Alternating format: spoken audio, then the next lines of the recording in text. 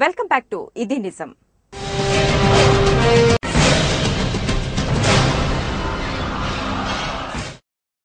ఎట్టకేలకు కారుణ్య మరణానికి సుప్రీంకోర్టు అనుమతినిచ్చింది. కోలుకోలేని కోమాలో ఉన్న వారికి విముక్తి ప్రసాదించింది. అరుదైన కేసుల్లోనే కారుణ్య మరణమని తేల్చి చెప్పింది. మెర్సీ కిల్లింగ్ కు హైకోర్టు అంగీకరిస్తేనే అమలంటూ మెలికపెట్టింది.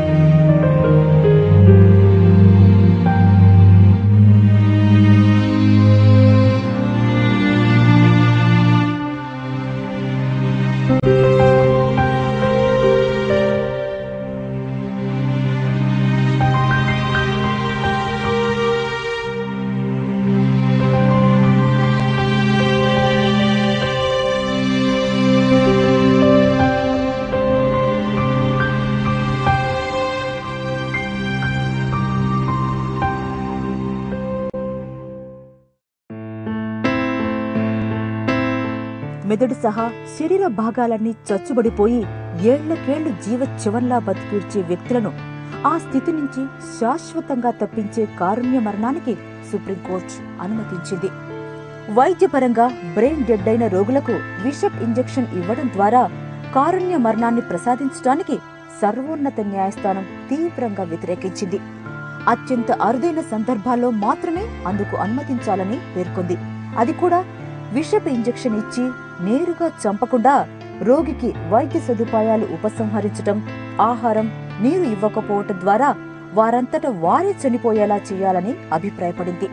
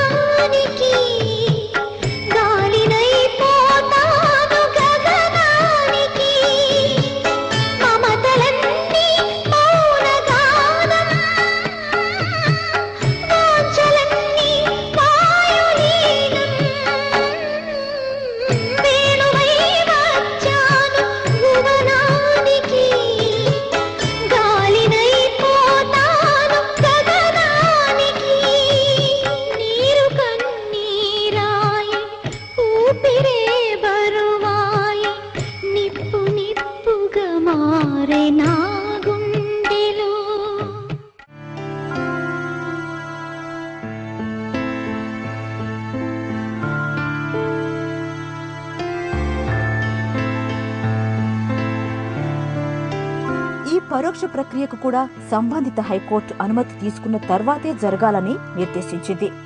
37 ఏళ్లుగా కోమాలో ఉన్న కర్ణాటకకు చెందిన అరుణా షాన్బాగ్ అనే నర్స్ కారుణ్య మరణానికి అనుమతించాలన్న విజ్ఞప్తిపై ధర్మాసనం విచారణ జరిపింది.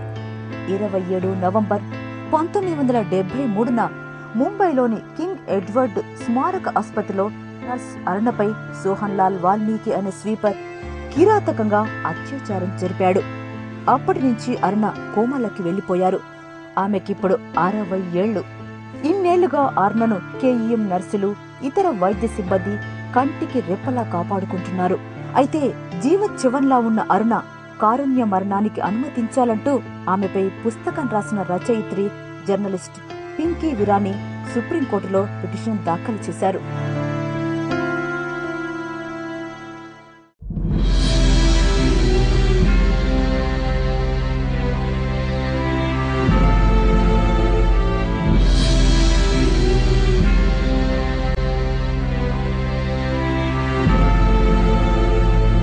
విచారణలో పింకీ విరానీ, కేయూఎంలతో పాటు కేంద్ర ప్రభుత్వం తరఫున న్యాయవాదులు వాదనలు వినిపించారు. అరుణ తుది శ్వాస విడిచే వరకు కాపాడుకుంటామని, కారుణ్య మరణానికి అంగీకరించవద్దని ఆసుపత్రి సిబ్బంది కోర్టుకు విన్నవించారు.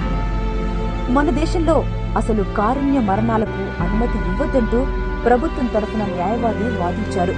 అన్ని వాదనలు విన్న ధర్మాసనం అత్యంత అరుదైన కేసులో మాత్రమే మరణానికి అనుమతి ఇవ్వవచ్చని స్పష్టం చేసింది.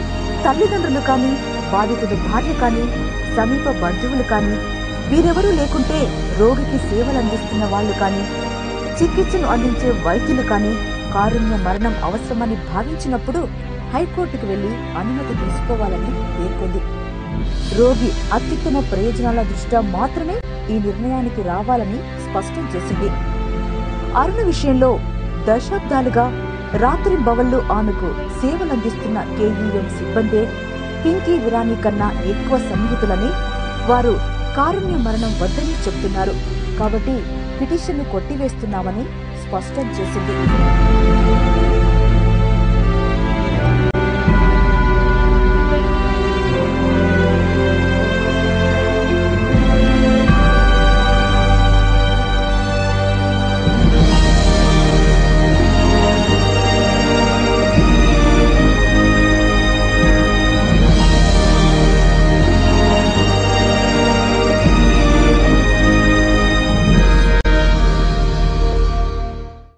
ఇది నిజం కార్యక్రమంలో ఇప్పుడు ఒక స్మాల్ బ్రేక్ తీసుకుందాం.